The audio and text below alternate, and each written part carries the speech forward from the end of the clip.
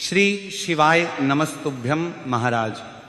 जैसा कि हम सभी जानते ही हैं कि 13 जून 2026 को है अधिक मास की शिवरात्रि और महाराज यह दिन बहुत ही विशेष है क्योंकि अधिक मास की शिवरात्रि 3 साल में केवल एक बार ही आती हैं।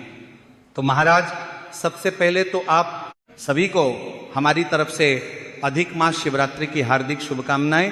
भोलेनाथ की कृपा आप सभी पर हमेशा बनी रहे।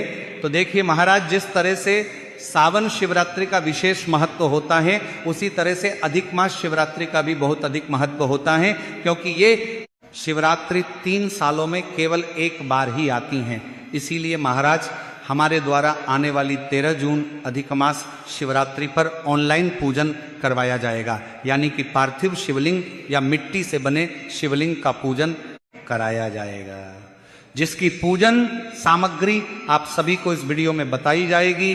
क्योंकि महाराज इस दिन मिट्टी के शिवलिंग बनाकर उसका पूजन अभिषेक और रुद्रा अभिषेक करने से विशेष पुण्य और भगवान शिव की कृपा प्राप्त होती है।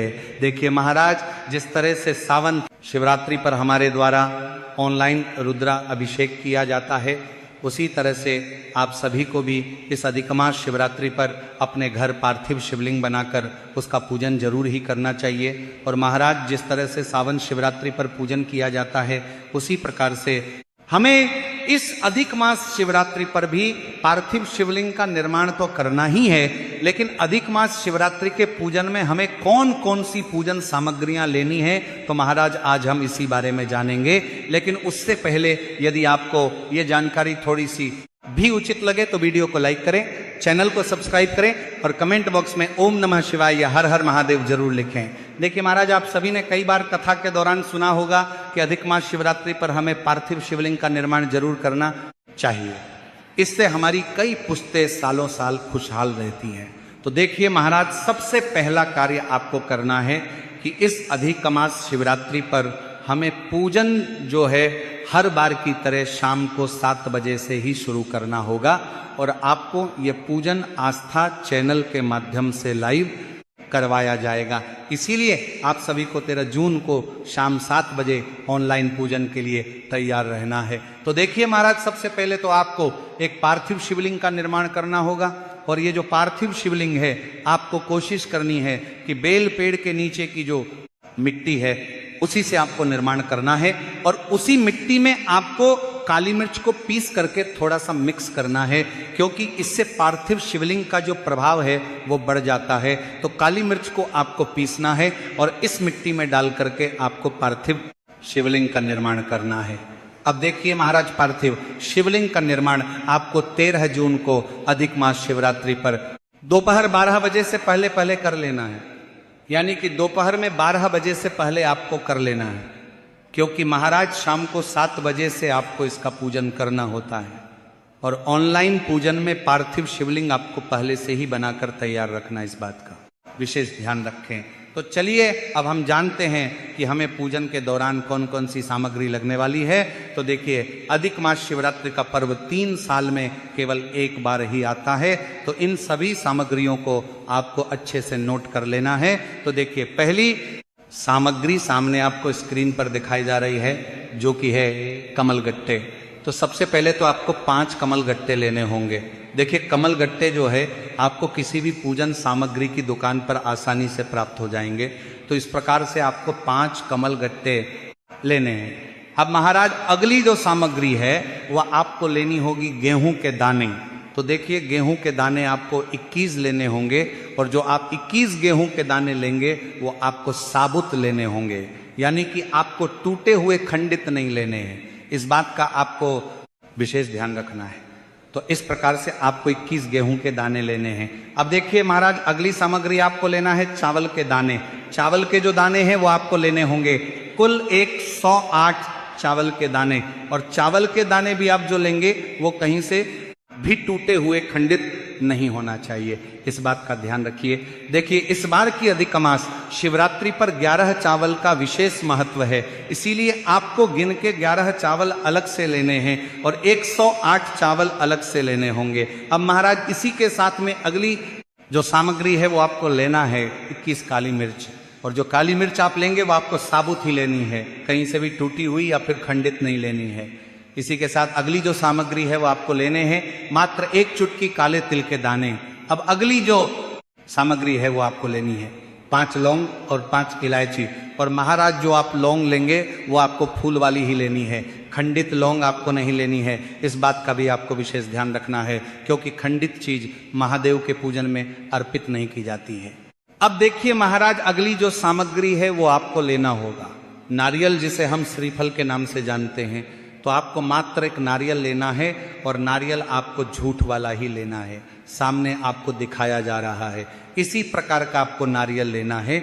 अब महाराज अगली जो सामग्री है वह हमें लेना है पान का पत्ता। देखिए जो आपको पान का पत्ता है वह पूजन वाला ही लेना है। तो इस प्रकार से आपको 3 पान के पत्ते लेने हैं। देखिए आपको एक एक सामग्री अच्छे से समझाने का प्रयास किया जा रहा है, और इन सभी सामग्रियों को आपको नोट करते जाना है। तो हमें 3 पान के पत्ते लेने हैं। अब देखिए महाराज, इसी के साथ में आपको एक आचमनी लेनी होगी। देखिए ये जो आचमनी है आपको पूजन सामग्री की दुकान पर आसानी से प्राप्त हो जाएंगी। तो आपको मात्र एक आचमनी लेनी है, और आचमनी के स्थान पर आप छोटी चम्मच भी ले सकते हैं, लेकिन चम्मच आपको बिल्कुल नई और शुद्ध ही लेना है। अब देखिए महाराज, इसी के साथ में हमें लेना होगा जनेऊ। जब भी महादेव का पूजन होता है तो इसमें हमें जनेऊ अवश्य ही लेना है। तो हमें मात्र 2 जनेऊ लेना होगा। अब देखिए इसी के साथ में हमें लेनी होगी सुपारी। देखिए सुपारी हमें पूजन वाली लेनी है, और ये जो सुपारी है ये हमें 2 सुपारी लेनी होगी। अब महाराज इसी के साथ में हमें एक दीपक लेना होगा। दीपक आप मिट्टी का भी ले सकते हैं, शुद्ध आटा मढ़कर उसका भी दीपक तैयार कर सकते हैं। इस दीपक के अंदर हमें शुद्ध घी का प्रयोग करना है। देखिए हमें जो घी लेना है वो गौ माता का शुद्ध घी लेना है, तो आपको इस दीपक में भैंस का घी प्रयोग नहीं करना है। देखिए यदि आपके पास घी उपलब्ध नहीं है तो आपको तेल का दीपक लगा लेना है, लेकिन आपको भैंस के घी इस दीपक में प्रयोग नहीं करना है। देखिए भैंस का घी यदि हम लेते हैं तो हमें बहुत ही बड़ा दोष लगता है। तो यदि आपको शुद्ध घी प्राप्त नहीं हो पाता है तो फिर आपको इस दीपक में तेल का प्रयोग कर लेना है, लेकिन आपको भैंस का घी नहीं लेना है, क्योंकि महाराज भैंस का घी यदि हम लेते हैं तो हमें बहुत ही बड़ा दोष लगता है। तो यदि आपको शुद्ध घी प्राप्त नहीं हो पाता है तो फिर आपको इस दीपक में तेल का प्रयोग कर लेना है। अब महाराज इसी के साथ में हमें धूप बत्ती लेनी होगी। धूप बत्ती अगर आपको नहीं मिल पाती है तो फिर आपको इसके स्थान पर अगरबत्ती का प्रयोग करना है। अब इसी के साथ में हमें कपूर के टुकड़े लेने हैं। कपूर का मात्र आपको एक टुकड़ा ही लेना है, क्योंकि इसका प्रयोग आपको आरती के लिए ही करना है, इसीलिए आपको 1 या फिर 2 टुकड़े ही कपूर के लेने हैं। अब इसी के साथ में हमें लेना होगा कलावा। देखिए जो हम अपने हाथ में बांधते हैं रक्षा सूत्र के रूप में, वही हमें कलावा लेना है। और आपको कलावा का जो धागा होता है उसके छोटे छोटे टुकड़े करके अधिक मात्रा में इनके टुकड़े तैयार कर लेने हैं, और आपको ताकि पूजन करते समय हमें किसी भी प्रकार की परेशानी ना हो पाए। अब देखिए महाराज, इसी के साथ में हमें लेना होगा चंदन। तो चंदन आप लाल भी ले सकते हैं, पीला भी ले सकते हैं। देखिए पीला चंदन यदि आपके पास अष्टगंध के रूप में है तो उसे भी आप ले सकते हैं। अब इसी के साथ में हमें लेना होगा इत्र, और इत्र हमें जो पूजन सामग्री में उपयोग किया जाता है वही इत्र लेना है, यानी कि स्प्रे वाला इत्र हमें नहीं लेना है। अब इसके बाद हमें अगली सामग्री लेनी है जो महादेव को बहुत ही अधिक प्रिय है, वह है बेलपत्र। महाराज इससे प्रिय महादेव को और कुछ भी नहीं है, तो आपको मात्र 21 बेलपत्र लेनी होगी। फिर इसी के साथ में हमें अगली सामग्री लेनी है शमी पत्र। देखिए शमी पत्र जो है वो आपको 7 यानी कि 7 शमी पत्र लेनी है। अब इसी के साथ में हमें अधिक मास शिवरात्रि पर जो महादेव को सबसे अधिक प्रिय है तो वो सामग्री लेनी है। इसके बिना यह पूजन अधूरा है, यानी कि हमें धतूरा लेना है। देखिए हमारे जीवन में जितने भी कांटे हैं उन कांटों को दूर करने के लिए ही हमें महादेव को धतूरा अर्पित करना है। तो इसीलिए आपको 1 या फिर 2 धतूरे लेने हैं। अब देखिए इसी के साथ में हमें बहुत ही सुगंधित पुष्प यानी कि गुलाब के पुष्प की आवश्यकता होगी। देखिए जिन लोगों को गुलाब का पुष्प आसानी से प्राप्त हो जाता है तो उन्हें 5, 7, 11 या फिर 21 गुलाब के पुष्प लेने हैं। यदि आपको गुलाब के फूल प्राप्त नहीं हो पाते हैं तो फिर आपको 5, 7, 11 या 21 गुलाब की पंखुड़ियां ले लेनी हैं। अब इसी के साथ में हमें सफेद पुष्प भी लेना होगा। देखिए सफेद फूल आपको अधिक मात्रा में लेने होंगे और जो पुष्प आपको सामने दिखाए जा रहे हैं उन्हें आपको शिवलिंग पर भूलकर भी नहीं चढ़ाने हैं, क्योंकि इन्हें शिवलिंग पर चढ़ाने से 1000 गौ हत्याओं के बराबर दोष लगता है। और ये जो फूल है जिसे हम कहते हैं केतकी का फूल, जिसे बहुत से स्थानों पर चंपा चमेली के पुष्प के नाम से भी जाना जाता है, तो आपको गलती से भी यह पुष्प नहीं लेना है, तो आपको अन्य किसी भी प्रकार का सफेद पुष्प ले लेना है, लेकिन आपको केतकी का पुष्प नहीं लेना है। आप चाहे तो आंकड़े का पुष्प ले सकते हैं, चाहे तो सफेद मोगरा भी ले सकते हैं, किसी भी प्रकार के सफेद पुष्प लेना है, लेकिन केतकी का नहीं लेना है। अब देखिए महाराज, इसी के साथ में हमें दूध लेना होगा, शक्कर लेनी होगी, शहद लेना है, इसी के साथ में हमें घी लेना होगा और इसी के साथ में हमें थोड़ा सा दही भी लेना होगा। देखिए घी जो है आपको गौ माता का लेना है, अन्य घी आपको नहीं लेना है, क्योंकि इन्हीं पांचों से मिलकर पंचामृत तैयार किया जाएगा। अब देखिए अगली सामग्री हमें लेनी है काले तिल। काले तिल आपको मात्र 1 से 2 चम्मच लेने हैं, यानी कि 1 से 2 चुटकी आपको काले तिल लेने हैं। अब देखिए महाराज, इसी के साथ में हमें काली मिर्च लेनी होगी। काली मिर्च आपको गिन करके लेनी है, यानी कि आपको 21 काली लेनी है, मिर्च लेनी है। काली मिर्च आपको साबुत लेनी है, खंडित नहीं होना चाहिए। अब इसी के साथ में हमें फल लेने हैं। फल आपको मात्र थोड़े ही लेने हैं, और चाहे तो एक ही प्रकार के 5 फल भी आप ले सकते हैं। अब इसी के साथ में हमें थोड़ी सी मिठाई भी लेने है। मिठाई भी आप किसी भी प्रकार की ले सकते हैं, और आप चाहे तो घर पर ही कुछ मीठा बनाकर भी उसका भोग लगा सकते हैं। तो देखिए महाराज, आपको सभी सामग्रियों को अच्छे से नोट कर लेना है।